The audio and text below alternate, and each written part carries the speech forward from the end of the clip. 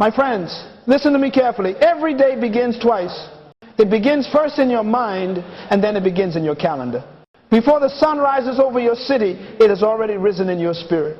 Before your body ever moves, your thoughts have already set the direction of your life. You see, the average person wakes up to an alarm clock, but a person of purpose wakes up to an assignment. There is a difference between being awake and being alive. You can open your eyes and still be asleep in destiny. The law of the morning says this: you can never control your future if you cannot control your first hour. Your morning is not just a time, it is a territory. And whoever owns your morning owns your day. If the world owns it, the world controls your direction. If social media owns it, distraction becomes your master. But if purpose owns it, destiny bows to your command. That is why the scripture says, in the morning, while it was still dark, Jesus went to a solitary place to pray. Why? Because he understood the principle of divine order. You manage the invisible before you manifest the visible. You secure victory in the unseen world before you ever walk into the seen one. You win the battle of the day before breakfast. I want you to write this somewhere deep in your mind. The way you begin the day determines the way you command it. If you start your morning in confusion, you multiply confusion. If you start it in clarity, you multiply clarity. If you begin it in fear, you invite fear to follow you. But if you begin it in faith, you attract favor all day long. Let me tell you something that changed my life. Years ago, I asked the Lord, why does it seem that successful people manage so much with so little time, while others waste whole days doing nothing? And I heard this phrase in my spirit, because success is not a mystery, it is management. God will never give you more time. He will give you more to do with the time you already have. So if you mismanage your mornings, you mismanage your mission. Every pilot knows that the hardest part of flight is takeoff. Once you're in the air, momentum carries you. But if you fail in takeoff, the whole journey is delayed. That's how life works. The morning is your takeoff runway. If you stumble at the start, you struggle through the rest. So you must learn to treat your morning as holy ground. It is sacred because it decides everything that follows. Now, some of you wonder why you feel powerless during the day. It's because you give your power away before 8 a.m. You scroll before you still your mind. You consume before you commune. You react before you reflect. And you call it being informed, but you're actually being influenced. You cannot build a strong mind on borrowed opinions. The law of the morning demands mental sovereignty. That means you decide what enters your consciousness before the world does. Your mind was not designed to be a dumping ground for everyone else's noise. It was designed to be the headquarters of divine strategy. I remember meeting a young entrepreneur who told me, Dr. Munroe, my days are chaotic. I can't seem to focus. I asked him one simple question. What do you do in your first hour after waking up? He said, I check my phone, reply to messages, and open my laptop. I said, there's your problem. You are entering battle without a briefing. You're stepping into war without your weapons. No soldier starts fighting before hearing from his commander. So why do you begin your day before hearing from your Creator? My friend, the morning is your meeting with God and with yourself. It is not a time to perform, it is a time to prepare. It is not a time to run, it is a time to recalibrate. It is the council room of kings, the throne room of thinkers, the classroom of destiny. When you understand this, you stop saying, I'm not a morning person. You realize that mornings don't belong to the sleepy, they belong to the strategic. The moment your eyes open, the world begins to pull on you. Responsibilities, notifications, noise, all competing for your attention. But a strong mind rises above that pull. It says, before I give the world my energy, I will give heaven my attention. Let me say this as a principle of life. You cannot win the day with a distracted dawn. The quality of your day is not decided by what happens to you, but by what happens within you before the world begins. Your first thoughts are the architects of your environment. If they are structured by truth, the rest of the day builds in order. If they are scattered by distraction, the rest of the day collapses in chaos. That is why successful people guard their first hour like a treasure chest. They understand That morning is not something you stumble into, it is something you steward. They set rituals of reflection, prayer, reading, and vision. Not because it's trendy, but because it's transformative. And I tell you today, the greatest investment you can make in your destiny is not in the stock market, not in property, not in popularity. It is in the first hour of your morning. Because that's where your thoughts are unformed, your spirit is open, and your direction can be decided. That's where kings plan, prophets hear, and leaders align. So here's your revelation today. If you master your morning, you will master your life. If you dominate the dawn, you will dominate your destiny. This is the law of the morning.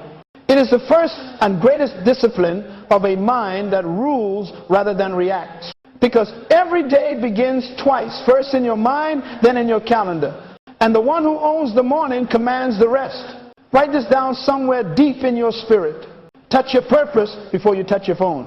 That is the law of purpose before input. You see, purpose is not a topic, it's a foundation. Everything in creation has a reason for its existence. The sun rises to give light. The seed breaks to give life. The mind awakens to give meaning. But most people begin their day before remembering why they exist. They wake up and immediately open a portal, a screen filled with everyone else's plans, everyone else's noise, everyone else's purpose, and then wonder why their own life feels confused. The truth is this: if you start your day with the world, you will spend the day reacting. But if you start your day with purpose, you will spend the day creating. Purpose gives direction. Input gives distraction. And whichever one you allow first will govern your day. Let me say it this way: whatever enters first rules next. The first voice you hear in the morning becomes the loudest voice in your decisions. That's why the enemy doesn't have to destroy your purpose, he only has to distract it. He knows if he can occupy your attention, he can hijack your direction. You were not designed to begin your day in confusion. You were designed to begin in communion. Communion with your Creator. Communion with your purpose. Because purpose is the compass of the mind. It tells you where to point your thoughts. Without it, even productivity becomes busyness. And busyness without direction is wasted energy. I remember flying to a conference years ago, sitting beside a young executive. He was scrolling through his phone, replying to messages, checking news, switching apps, restless before breakfast. I smiled and asked, "What are you doing?" He said, "Catching up." I said, "Catching up with who?" He said, "With the world." I said, "That's your problem. You're catching up with the world instead of catching up with your why." Listen carefully. Before you meet with the world, meet with your mission. Before you hear their opinions, hear your assignment. Before you take in their noise, tune into heaven's voice. Because what you feed your mind first becomes your internal fuel for the rest of the day. The law of purpose before input demands that you decide your direction before you consume any information. Don't start your day with what others want from you. Start it with what you were sent to do. Purpose is your filter. It tells you what deserves your attention. It separates the urgent from the important. It decides what you must respond to and what you must release. Now let me show you something profound. Most people don't lose focus because they lack discipline. They lose focus because they lack definition. If you don't define your purpose, you will live at the mercy of other people's emergencies. You'll spend your life reacting to notifications instead of fulfilling your assignment. That is why the morning must begin with this question: why did I wake up today? If you can't answer that, you are awake but not alive. Purpose gives birth to energy. When you know why you are, you no longer need someone to motivate you. Purpose is fuel. It burns from within. You know, I often tell people the greatest tragedy in life is not death, but life without purpose. To live without purpose is to exist without meaning, to succeed without fulfillment, to run without direction. And if that is true for life, it is also true for every day of your life. A day without purpose is 24 hours of existence without advancement. So here is the first discipline of a strong mind. Begin your morning by activating your why. Before you pick up your phone, pick up your purpose. Before you check your messages, check your mission. Before you open a feed, open your faith. Ask yourself, what must I achieve today that moves me closer to my calling? What kind of person must I become today to carry that calling? What do I need to eliminate today that distracts me from my direction? These are not ordinary questions. They are alignment questions. They bring your thoughts under the authority of your assignment. When you begin your day this way, your mind receives its orders before the world gives its opinions. Your spirit becomes the CEO of your brain. You move from reaction to rulership. This is what it means to have mental authority. You own your thinking rather than rent it from culture. You become intentional instead of impulsive, purpose-centered instead of people-centered. You will notice something powerful. When you start your day with purpose, your appetite for trivial things begins to die. The gossip doesn't taste the same. The noise doesn't sound the same. The scrolling doesn't satisfy you anymore. Why? Because you've fed on something higher. You've touched your why before touching your world. Let me declare this truth over you. The strength of your mind tomorrow depends on what you start feeding it today. The person who begins with purpose ends with peace. Purpose at dawn produces power at dusk. So tomorrow morning, when you open your eyes, do not reach for your device. Reach for your destiny. Take 5 minutes to remind yourself who you are, where you are going, and why you are going there. Say it out loud. Write it down. Anchor it deep. Then, and only then, let the world in, because now you have a filter strong enough to lead it. That is the law of purpose before input. If you master this law, you will no longer live on borrowed energy or borrowed direction. You will rise each morning as a governor of your thoughts, a steward of your purpose, and a leader of your day. Because the moment you touch your purpose first, everything else must submit to it. Write this principle somewhere, you will never forget it. Who you are must come before what you do. That is the law of identity before activity. You see, the world today has confused busyness with purpose. People are rushing everywhere, doing everything, trying to prove something, but they have forgotten who they are. They're active, but not accurate. They're moving, but not meaningful. They're chasing results while losing their roots. Hear me carefully. Activity is not the evidence of effectiveness. You can be busy building castles for others and still be sleeping under bridges yourself. You can be surrounded by noise but empty of identity. You can be productive but still not progressive. Before God gave Adam a task, he gave him an identity. He said, let us make man in our image, after our likeness. Only after that did he say, have dominion. Because you cannot dominate the world around you if you have not defined the person within you.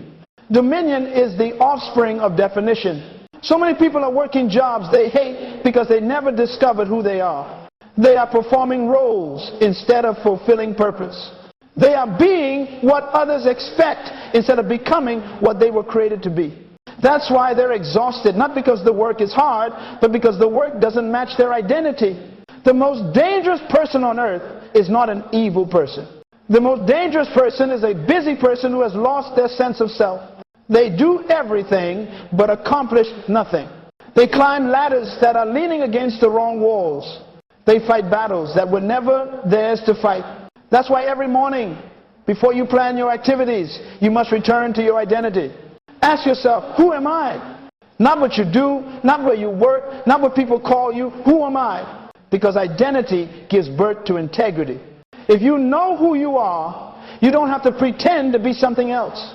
You don't have to impress anyone to feel important. You don't have to compete because you are complete. Listen carefully. When identity is absent, insecurity is present. And when insecurity is present, imitation is inevitable.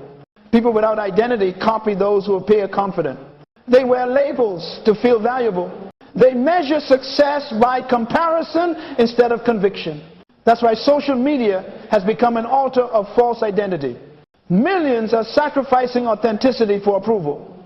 They trade originality for imitation. They chase likes but lose life. They project what they want people to see instead of who they were born to be. But when you know your identity, you walk differently.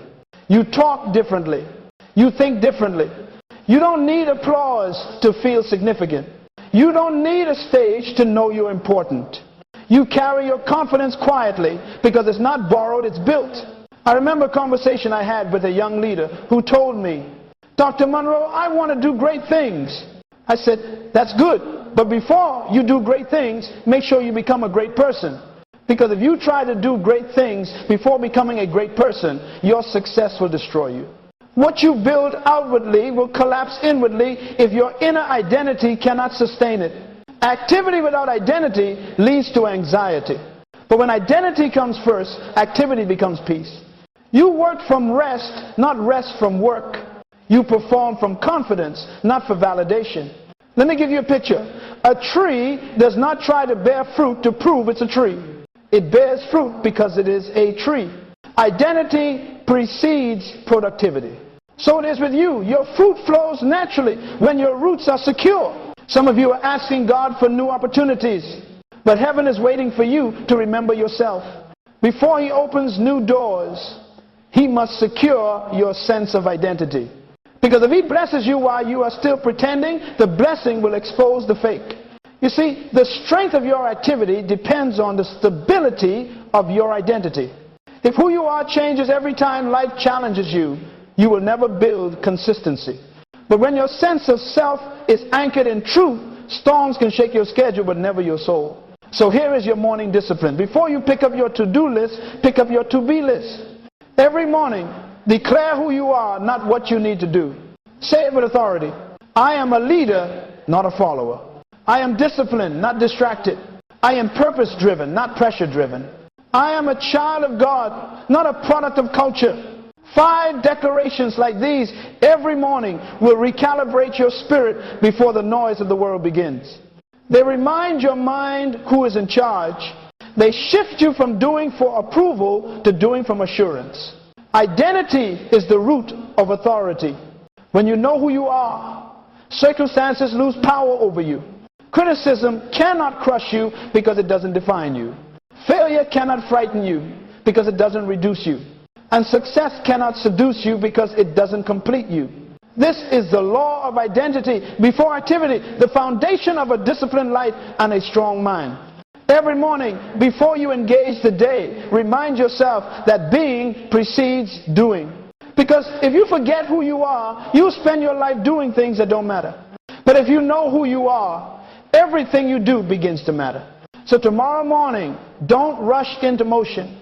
Pause it, reflect, declaring. Then move not as a confused worker, but as a conscious creator. Not as a reactor, but as a ruler. Not as someone busy, but as someone becoming. Because in the kingdom of purpose, identity is the passport to destiny. And until you discover who you are, what you do will never make sense. That is the law of identity before activity. When you master it, the world will no longer define you, you will define the world around you. Now, my friends, write this truth in the tablet of your mind. Before the crowd wakes, separate yourself to meet yourself. That is the law of focused isolation. Great minds think alone before they think aloud. Every man and woman who ever changed the world first withdrew from it long enough to discover themselves within it. You cannot lead people you are afraid to leave for a moment. And you cannot hear divine instruction in the noise of constant interaction. Isolation is not loneliness, it is leadership training. Loneliness is emptiness. Isolation is preparation. When God wants to deposit greatness in a person, He removes the crowd. He disconnects you before He develops you. He separates before He sends. He silences before He speaks. That's why Jesus, the most powerful man who ever lived, often withdrew to a solitary place to pray. He wasn't avoiding people, He was aligning purpose. He understood the mystery of focused isolation. That solitude is the sanctuary where revelation is born. Some of you have been praying for clarity, but you can't hear because you won't be still. You're surrounded by constant noise, people's opinions, digital chatter, emotional static. Your mind is never silent long enough for wisdom to enter. You say, God doesn't speak to me. But the truth is, He's been speaking all along. You just haven't been quiet enough to recognize His voice. Isolation is the price of illumination.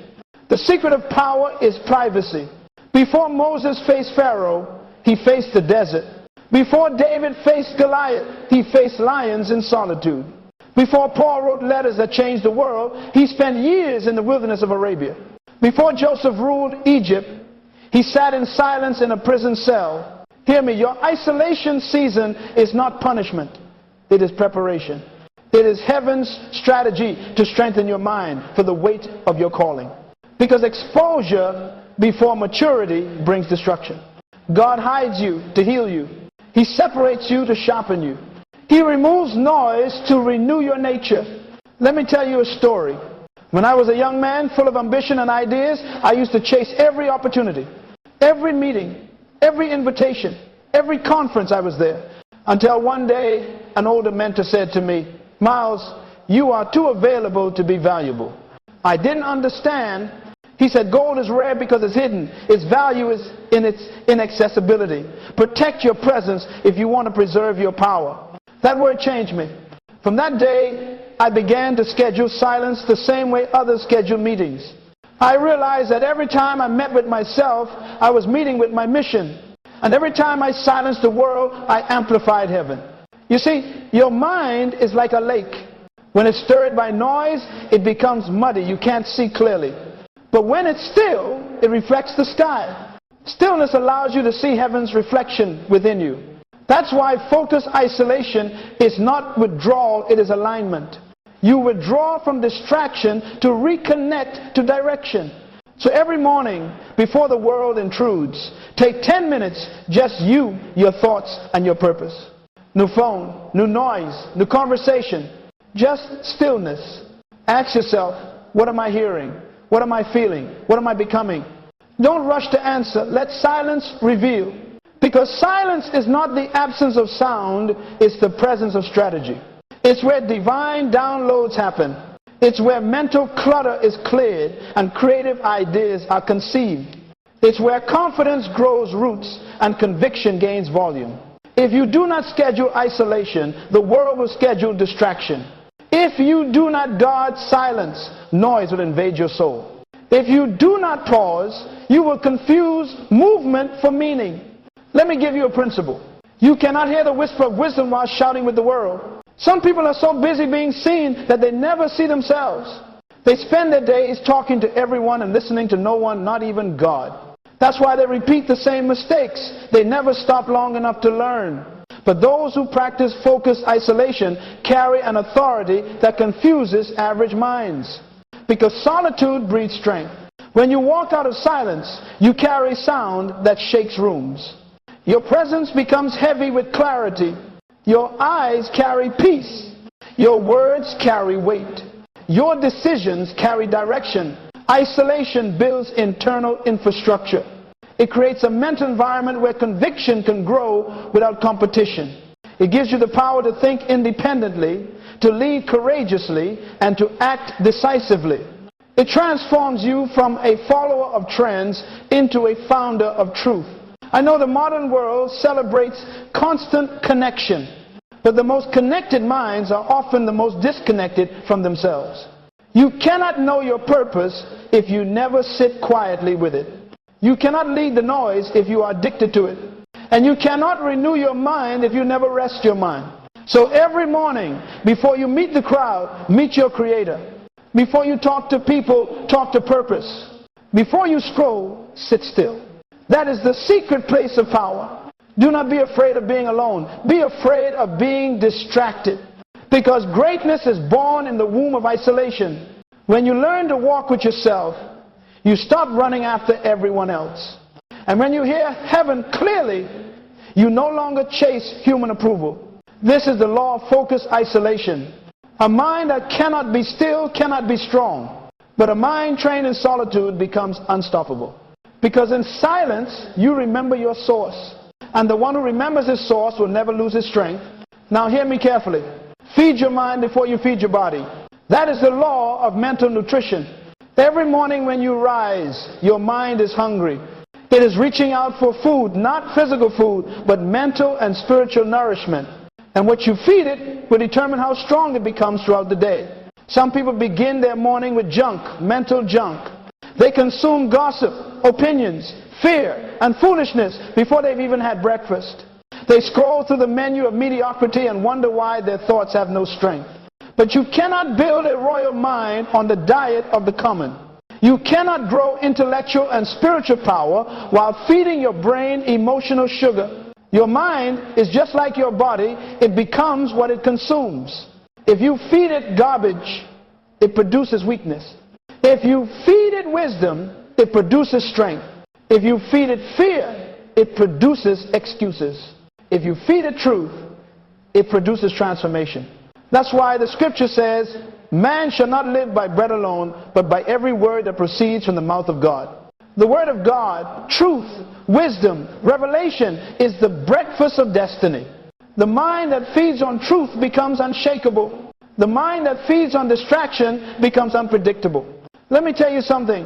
What you eat mentally determines your spiritual metabolism. Some people are slow to act, slow to believe, slow to grow because their mental diet is filled with empty calories. They consume entertainment, not enlightenment. They chew on opinions, not principles. They snack on social media, but starve on scripture. They feed on negativity, then wonder why their spirit is malnourished. If you want to build a strong mind, you must curate your mental menu. Don't let everyone cook for your consciousness. Be selective about what enters your intellect. Not everything that sounds smart is nutritious. Not everything that goes viral carries value. You see, wisdom is not just information, it is intake with discernment. A wise person doesn't consume everything, they choose carefully. They filter every idea through principle. They test every statement through truth. They measure every source by fruit. Let me make it plain. You cannot eat lies and expect to produce leadership. You cannot feed on fear and expect to walk in faith. You cannot meditate on mediocrity and expect to manifest greatness. Your diet decides your destiny. I met a young woman once who said, Dr. Munroe, I feel so confused. My thoughts are all over the place. I asked her, what do you read? She said, I read everything that pops up on my feed. I said, that's your problem. You've made your mind a cafeteria open to anyone's cooking. If you wouldn't eat food from a stranger's dirty plate, why eat words from one? The mind is sacred ground. It deserves sacred seed. That's why every morning you must consciously feed it with truth that strengthens it. Start your day with something that builds, not breaks. With something that lifts, not drains. With something that expands, not entertains. Read one principle from scripture, one quote of wisdom, one paragraph of purpose. Feed your mind like a leader, not like a follower. Feed it strategy, not scandal. Feed it insight, not impulse. Feed it conviction, not confusion. Because what you put in your mind early will echo through your emotions all day long. If you start with truth, peace will follow. If you start with gossip, anxiety will follow. If you start with gratitude, joy will follow. If you start with complaint, chaos will follow. Let me tell you another principle. The first voice that enters your mind becomes the first architect of your mood. If you wake up to noise, you'll live in reaction. If you wake up to wisdom, you'll live in creation.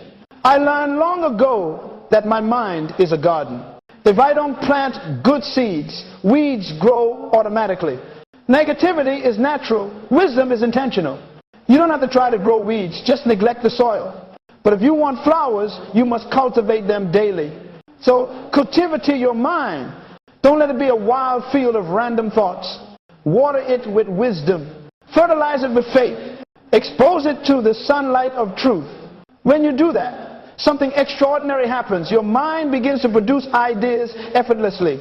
Creativity flows naturally. You begin to see solutions where others see problems. You begin to speak peace where others speak panic. You begin to carry a calm authority because you are no longer a consumer of chaos. You are a producer of clarity. That's what happens when you feed your mind properly. Your vocabulary changes. Your attitude shifts. Your decisions mature. You start to attract people who are also well fed in wisdom. Let me close this law with a declaration you should speak every morning. Today, I will not let the world feed my mind junk. I will choose my thoughts like I choose my food with wisdom. I will nourish my mind with truth, my spirit with gratitude, and my heart with vision. Because my mental diet determines my destiny. That is the law of mental nutrition. Feed your mind before you feed your body, and watch how your entire life begins to take on the shape of what you've been consuming. Because a strong mind is never born. is built meal by meal, thought by thought, truth by truth. Now write this down. Your world responds to your words. That is the law of affirmation and declaration. Words are not sounds, they are spiritual forces. They are the most powerful substance in creation. The universe was not built with bricks, it was built with breath. When God said, "Let there be light," light appeared. He didn't push light, He didn't manufacture it, He spoke it. The same power that framed the universe is hidden in your tongue. That's why Proverbs says, "Death and life are in the power of the tongue, and those who love it will eat its fruit." Your life is eating what your lips are planting. Every word you speak becomes a seed that grows somewhere in your mind, in your relationships, in your results. Hear me. You are living today in the harvest of yesterday's words. And tomorrow you will live in the harvest of what you speak today. You cannot declare weakness all week and expect strength on Sunday. You cannot speak defeat daily and expect victory monthly. You cannot curse your future and still hope to walk into blessing. The world was designed to obey language. That's why what you say becomes what you see. Your mind listens to your mouth. Your life follows your language. And your atmosphere conforms to your affirmations. So I ask you, what are you speaking into your mornings? When you rise, are your words commanding light or confessing darkness? Do you wake up saying, "I'm tired," or "I'm ready"? Do you declare, "I can't handle this," or "I am equipped for this"? Every morning you're writing the script of your day with your tongue. The law of affirmation and declaration says that speech precedes substance. Nothing becomes real until it becomes verbal. When you speak, you give form to thought and permission to potential. That's why you must speak what you want, not what you fear. Don't verbalize the problem, vocalize the promise. Don't echo your pain, declare your purpose. Let me give you an example. I once met a man who told me, "Dr. Munroe, nothing ever works out for me." I said, "Say that again." He said, "Nothing ever works out for me." I smiled and said, "That's exactly why nothing does. You keep giving your failure instructions. Your words are employees. They take your orders and go to work on your behalf. If you send them to create chaos, they will. If you send them to build peace, they will. If you send them to bring success, they will. So guard your declaration. Never say what you don't want to see. Never confess what contradicts your convictions. Even when life feels uncertain, let your words remain consistent with truth. Because words don't describe reality, they design it. Let me show you how powerful this is. A woman once told me, "Dr. Munroe, my children don't listen. They are rebellious." I said, "What do you call them?" She said, "Stubborn." I said, "Then that's what they'll become. You've already baptized them with that identity." She asked, "What should I call them?" I said, "Call them what you want to see. Wise, obedient, responsible, blessed." Months later, she wrote back, "Something changed. My words changed first." That's the secret. If you change your speech, you change your season. Because your mouth is the steering wheel of your destiny. Where your words go, your life follows. Let me make it even plainer. Your words are like keys. They can either unlock doors or lock them shut. They can either open favor or invite frustration. They can either command peace or provoke chaos. That's why you must train your tongue to speak the language of life. Every morning, affirm who you are, not who you feel like being. Affirm what you believe, not what you see. Speak what aligns with heaven's design, not what agrees with your momentary emotion. Say it out loud until your mind believes it. Say it again until your heart agrees with it. Say it until your reality rearranges itself around it. Speak like this: "I am strong in mind and steady in heart. I am disciplined, creative, and full of divine wisdom. I am surrounded by favor and guided by purpose. I am the head and not the tail. I am above only and not beneath. I attract solutions, not problems. I produce results, not excuses." Because say it even when you don't feel it. Because you don't speak from feeling, you speak from faith. You don't declare from circumstance, you declare from conviction. Faith-filled words transform fearful realities. Listen, silence is not always holy. Sometimes it is dangerous. If you don't speak, something else will. If you don't declare truth, the world will declare lies for you. If you don't tell your mind what to believe, fear will volunteer to do the job. That's why each morning, before the world speaks, you must speak first. Before fear whispers, let faith roar. Before doubt speaks, let destiny answer. Let me declare this principle over you. You are the prophet of your own life. Your words are your prophecy. Every time you open your mouth, you are either predicting your promise or announcing your limitation. So speak carefully, because heaven and earth are listening. I challenge you to make this your daily habit. After you rise, look in the mirror and declare your own reality. Do it even if you feel foolish. Because declarations are not about emotion, they are about creation. The first time you say it, it changes your atmosphere. The second time you say it, it changes your attitude. The third time you say it, it changes your identity. That is the law of affirmation and declaration. A strong mind is not just built by what you read, it's reinforced by what you repeat. So fill your morning with words of power. Speak them with faith, consistency, and conviction. Because what you speak into your day becomes what your day must obey. And what you declare about your life becomes what your life eventually displays. Now hear this with understanding. Emotions are wonderful servants, but they are terrible masters. That is the law of principle over emotion. Every great downfall begins when emotion dethrones principle. The strongest people are not those who feel less, they are those who govern what they feel. You cannot trust your emotions to lead you, because emotions change faster than the weather. One day they tell you you're unstoppable, the next they tell you unworthy. They are real, but they are not reliable. God did not design emotion to rule you, He designed it to serve you. Emotion is fuel, not a steering wheel. When you let emotion drive, it will take you where you never intended to go. But when principle holds the wheel, emotion becomes your power, not your prison. Some of you wake up strong, and by lunchtime you're discouraged, not because the day changed, but because your emotions did. One moment you're inspired, the next moment you're irritated. You can't build a stable destiny on unstable feelings. You must anchor your life in something higher than mood. That's what Daniel did. He prayed 3 times a day, not because he felt like it, but because it was his principle. When they threw him into the lion's den, he didn't panic, because he had already practiced peace in private. Consistency is born from conviction, not from comfort. Principle says, I will do what is right, even when it doesn't feel right. Emotion says, I'll do what feels good right now. Principle says, I'll remain disciplined even when I'm tired. Emotion says, I'll quit because I don't see results. Principle leads to progress. Emotion leads to paralysis. You cannot rise as a leader while remaining a slave to how you feel.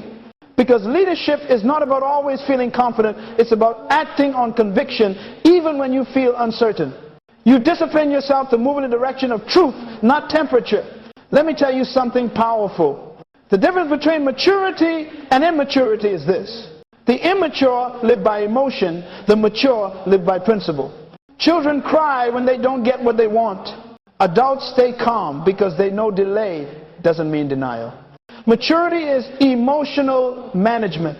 I met a young man once who said, Dr. Munroe, I'm not consistent. Some days I'm on fire, other days I'm cold. I asked him, what controls your actions, your feelings, or your values? He said, my feelings. I said, that's why your life looks like a roller coaster. When feelings drive your decisions, your destiny will always be unstable. Principle is what keeps you steady in storms. Emotion is what makes you panic when waves rise. Emotion sees the wind. Principle remembers the word. Emotion focuses on the problem. Principle focuses on the promise. Emotion reacts. Principle responds. The law of principle over emotion means you decide before the test how you will behave during the test.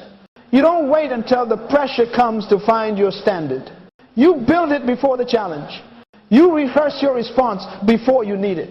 So when the heat rises, your heart stays cool. That's why I tell people, don't just have goals, have values. A goal can change with time. A principle is timeless. A goal can shift with circumstances. A principle stands through storms. When you live by principle, you cannot be manipulated by feelings, yours or anyone else's. Do you know why people fall back into bad habits? Because habits are emotional reflexes that ignore principle. When stress hits, they run to comfort instead of conviction. When fear comes, they choose safety over destiny. But a person ruled by principle learns to tell their feelings, you are allowed to exist, but you are not allowed to decide. Let me tell you this. Courage is not the absence of fear. It's obedience to principle in the presence of fear. Discipline is not the absence of temptation. It's faithfulness to truth despite it. Peace is not the absence of chaos. It's the rule of principle inside it. That's why Jesus said, not my will, but yours be done. Even in agony, he submitted emotion to assignment.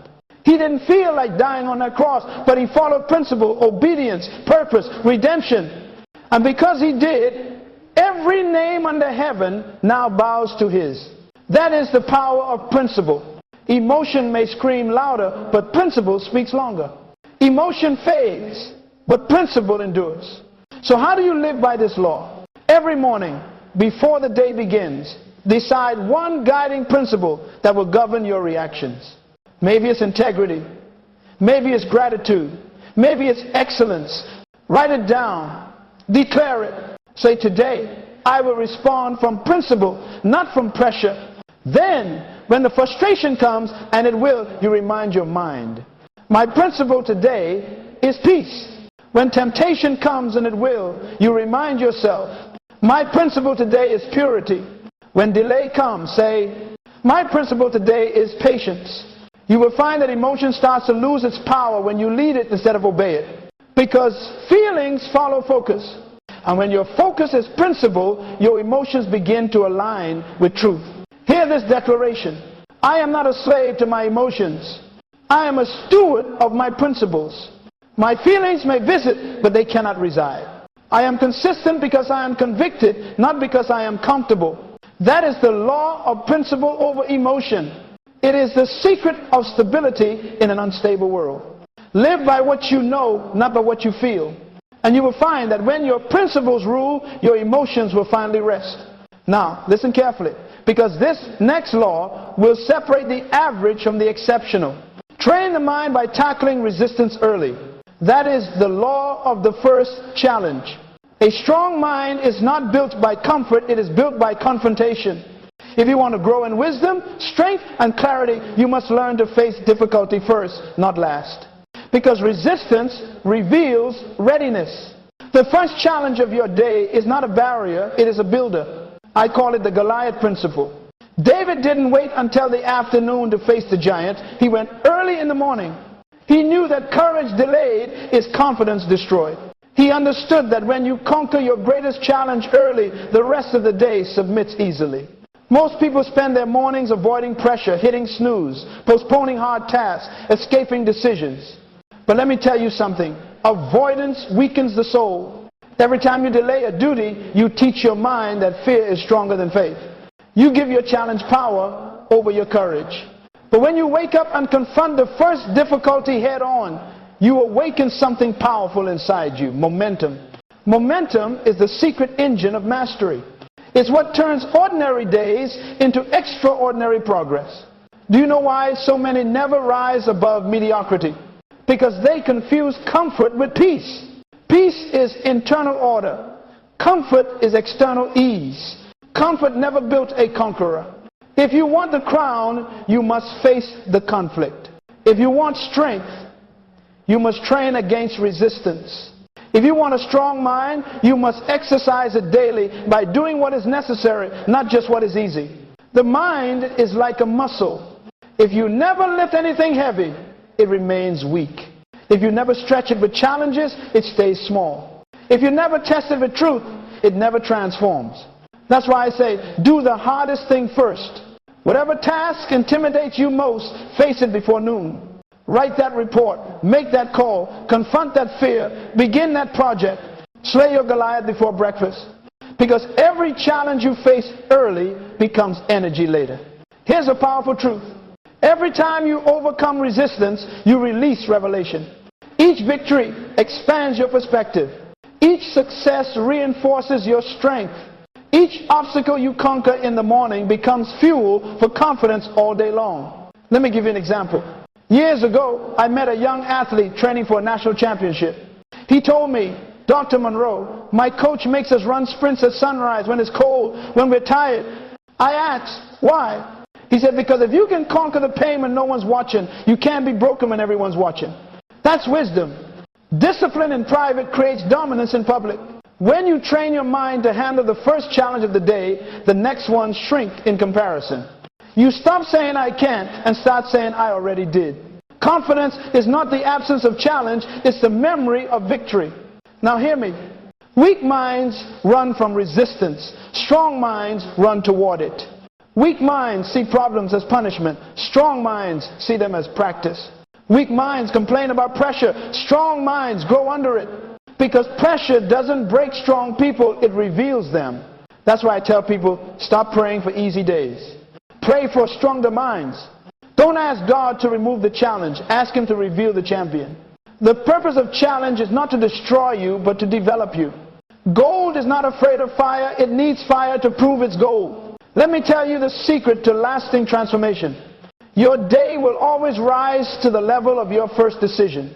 If your first decision is discipline, the day bows in order. If your first decision is delay, the day collapses in chaos.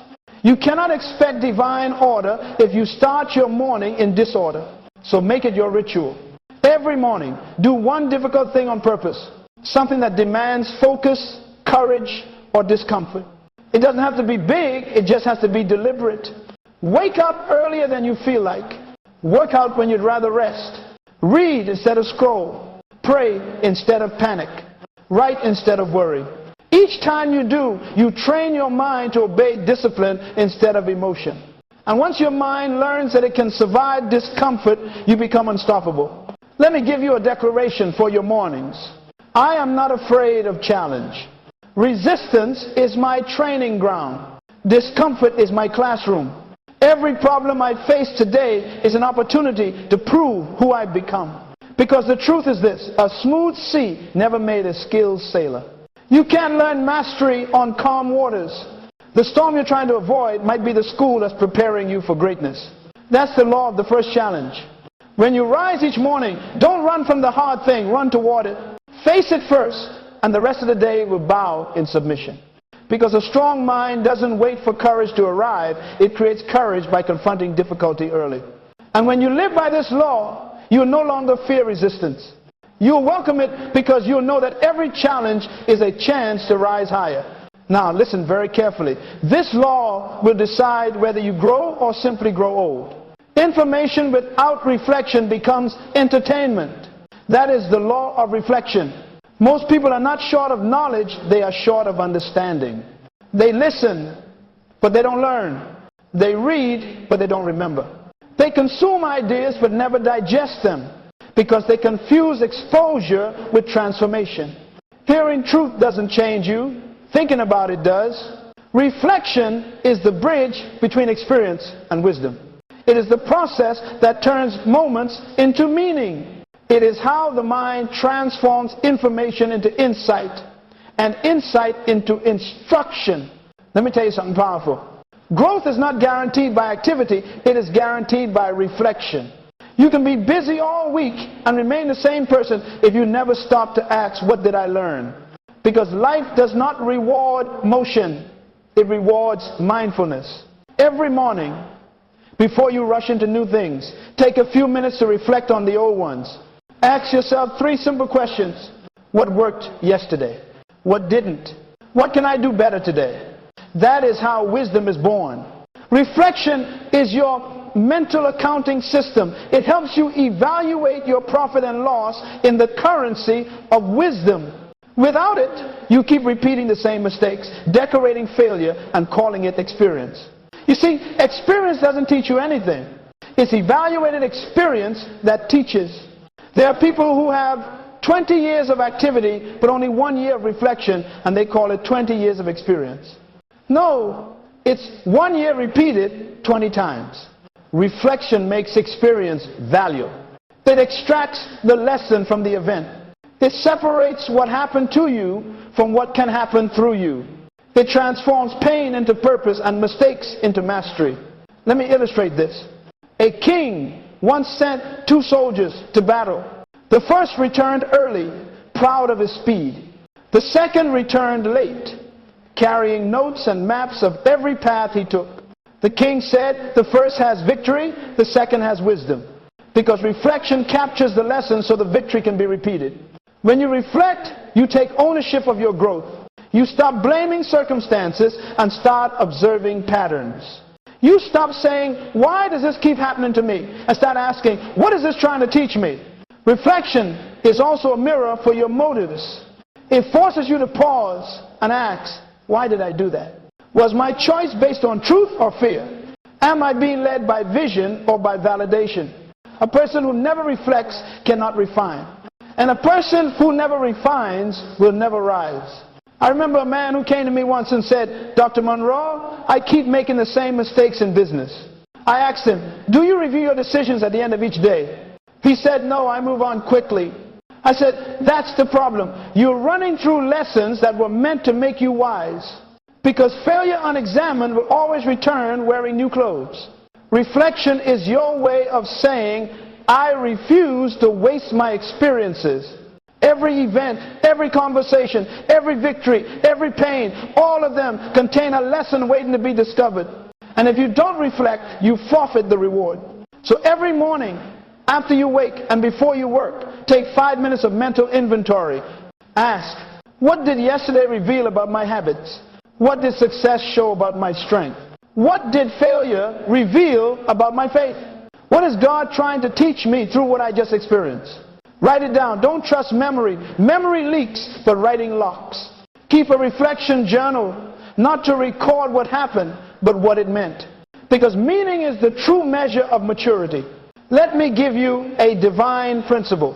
Revelation travels at the speed of reflection. The slower you pause to think, the faster you grow in wisdom. Because insight doesn't come from movement, it comes from meditation. You can't receive instruction at the speed of distraction. Reflection also purifies your perspective. It allows you to step out of your emotions and look at your situation from the balcony of truth. You begin to see connections you missed before. You start to understand the why behind the what. And that understanding gives you peace in the middle of pressure. Some people pray for answers, but the answers are already buried in their reflection. They just haven't slowed down long enough to dig them out. When you reflect, you activate the mind of God within you, that creative intelligence that connects patterns, produces wisdom, and unlocks solutions. So make reflection your daily discipline. Don't end your mornings in noise, end them in noticing. Because what you notice, you can nurture. And what you nurture, you can grow. Say this with me. Today, I will not rush through revelation. I will pause to process what I've lived. Every event in my life is my teacher. Every mistake is a message. Every day holds a lesson. And I will not leave it behind. This is the law of reflection. A strong mind doesn't just consume truth, it contemplates it. It doesn't just move, it measures. It doesn't just experience, it extracts. So remember this principle. You don't grow from what happens, you grow from what you understand about what happens. And that understanding only comes when you stop long enough to reflect. Now write this truth deep in your heart. Gratitude grounds you. Vision guides you. That is the law of gratitude and vision.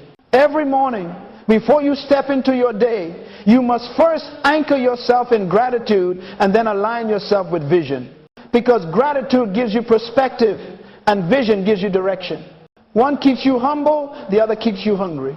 Gratitude says, I already have enough to begin. Vision says, but I am not done becoming. When you walk in both, you live balanced, content, but not complacent, thankful, but still transforming. Gratitude is the attitude that keeps your heart soft when life gets hard. It reminds you that no matter how much is missing, something is still working. And when you can see what is working, you empower God to multiply it. You see, heaven will never increase what you refuse to appreciate. Let me tell you this principle. What you thank God for increases in value. What you complain about decreases in power. If you start your day grumbling, your mind becomes heavy before you even move. But when you begin with gratitude, your spirit becomes light. Gratitude turns ordinary mornings into sacred moments. It transforms routine into revelation. Because gratitude is not a reaction, it is recognition. I remember an old woman I met in a small village. She had very little by the world's standards. Her house was small, her possessions few, but every morning she would stand outside, lift her hands to the sky and say, "Thank you, Father, for another day to breathe and believe." When I asked her why she did that, she said, "Because gratitude keeps my eyes open to the miracles I already have." My friend, that woman was richer in peace than many millionaires are in money. Gratitude opens your eyes to abundance. It doesn't change what you have, it changes how you see what you have. And once your sight changes, your situation follows. But gratitude alone is not enough. You also need vision, because gratitude keeps you grounded, but vision keeps you moving. Without vision, gratitude can turn into stagnation. Without gratitude, vision can turn into pride. You must walk with both wings if you want to fly straight. Vision is not fantasy, it's foresight. It is the picture of your potential seen through the eyes of faith. Vision gives meaning to your mornings. It turns waking up into rising up. When you know where you are going, even small steps feel significant. The scripture says, where there is no vision, the people perish. That means when you stop seeing forward, you start dying inward. Life loses power when it loses picture. You were designed to see before you succeed, to imagine before you manifest. So every morning after you give thanks, take a moment to see forward. Close your eyes and visualize the person you are becoming. See the future God placed inside you, the business growing, the family thriving, the purpose unfolding. Don't just dream about it. See it with conviction. Because whatever your mind consistently sees, your life eventually steers toward. Let me show you something powerful. The combination of gratitude and vision creates momentum. Gratitude fuels joy in the present. Vision fuels passion for the future. Together, they generate energy for progress. Gratitude says, I'm blessed where I am. Vision says, but I'm not stopping here. Gratitude roots you in peace. Vision raises you in purpose. Gratitude gives you patience. Vision gives you passion. When you start your morning with both, you become emotionally balanced and spiritually focused. You won't be easily discouraged, because gratitude will remind you how far you've come. And you won't be easily distracted, because vision will remind you where you're going. The world is full of people who are thankful but stuck, or ambitious but empty. Gratitude without vision becomes nostalgia. Vision without gratitude becomes greed. But gratitude with vision becomes greatness. I learned this habit early in my life. Every morning, before I speak to anyone, I thank God for 3 things and visualize 3 things. I thank Him for what is, and I see what can be. It is simple, but it keeps my heart humble and my mind sharp. You can do the same. Every morning, ask yourself 2 questions. What am I thankful for right now? What am I reaching for next? Then speak them aloud. Father, I thank you for breath, for purpose, for opportunity. Now show me what's next and give me the courage to pursue it. That simple rhythm will align your emotions with heaven's order. It will turn your morning into a moment of management, managing your attitude and your direction before the world touches you. Let me declare this truth to you. Gratitude turns the light on inside. Vision points that light forward. When both are active, you become unstoppable, glowing with peace and guided by purpose. So tomorrow morning, before you run to your responsibilities, pause.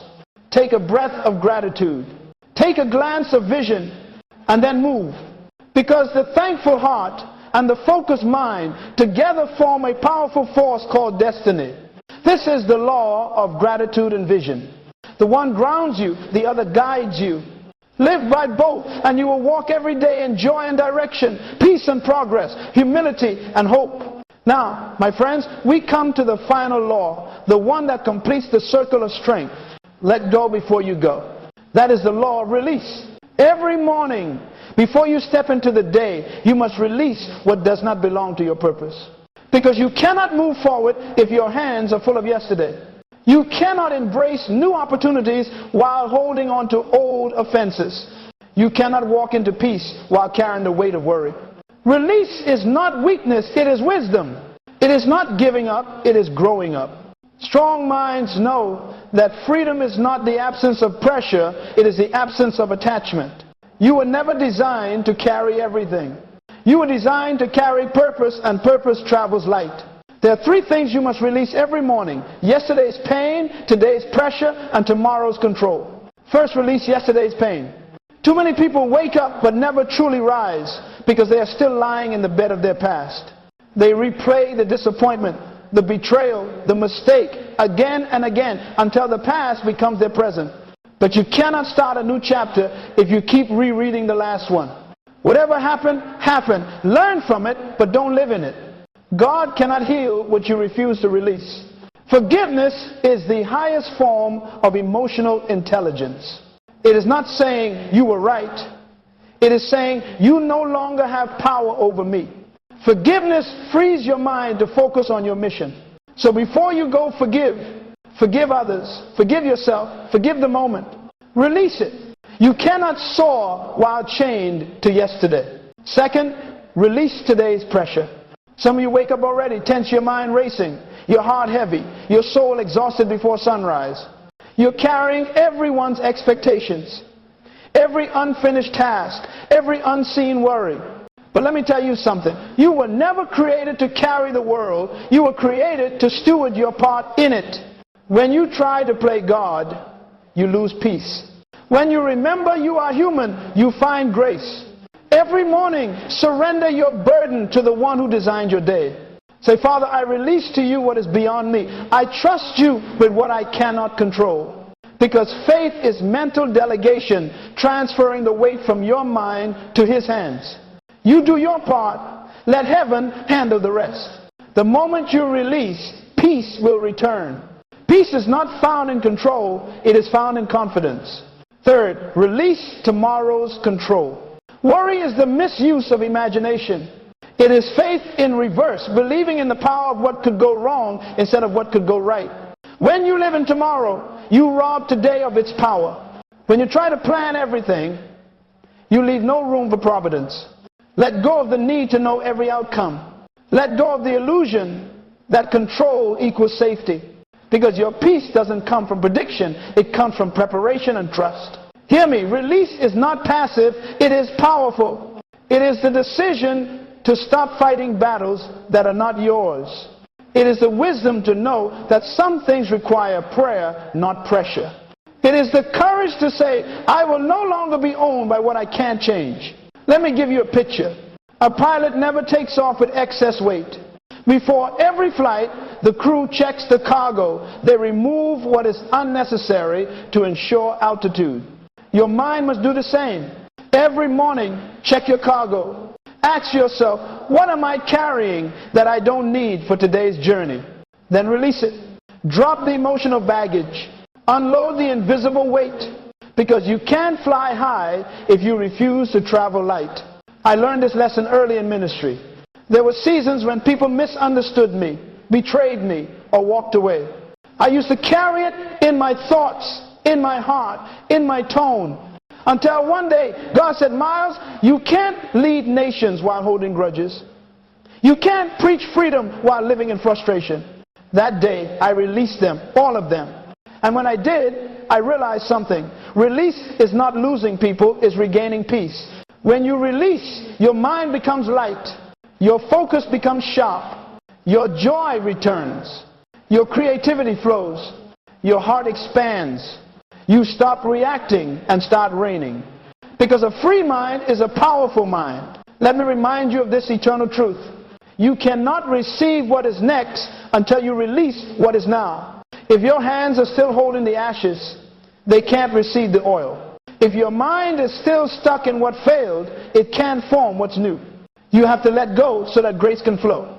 Every morning, make release a ritual. When you open your eyes, before you move your body, release your mind. Whisper it. I release the past, it no longer defines me. I release the pressure, it will not distract me.